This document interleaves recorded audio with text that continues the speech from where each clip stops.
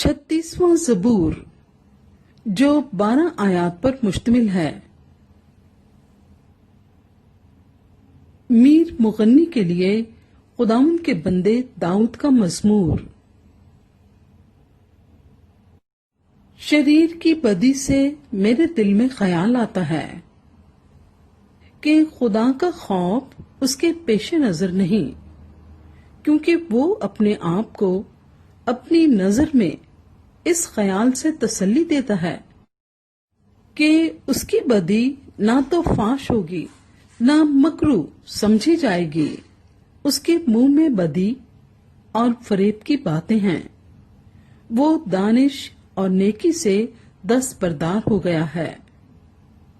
وہ اپنے بستر پر بدی کے منصوبے باندھتا ہے، وہ ایسی راہ اختیار کرتا ہے جو اچھی نہیں، وہ بدی سے نفرت نہیں کرتا۔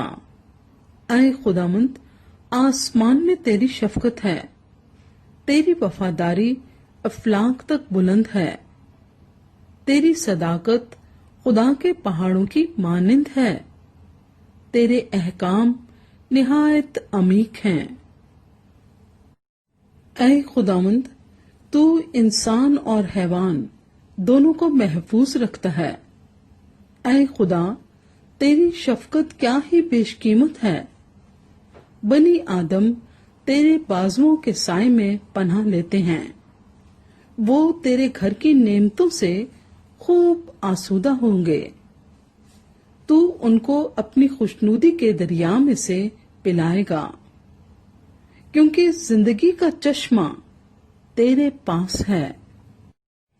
تیرے نور کی بدولت ہم روشنی دیکھیں گے، تیرے پہچاننے والوں پر تیری شفقت دائمی ہو اور راست دلوں پر تیری صداقت۔ مغرور آدمی مجھ پر لات نہ اٹھانے پائے اور شریر کا ہاتھ مجھے ہانک نہ دے۔ بد کردار وہاں گرے پڑے ہیں، وہ گرا دیے گئے ہیں اور پھر اٹھ نہ سکیں گے۔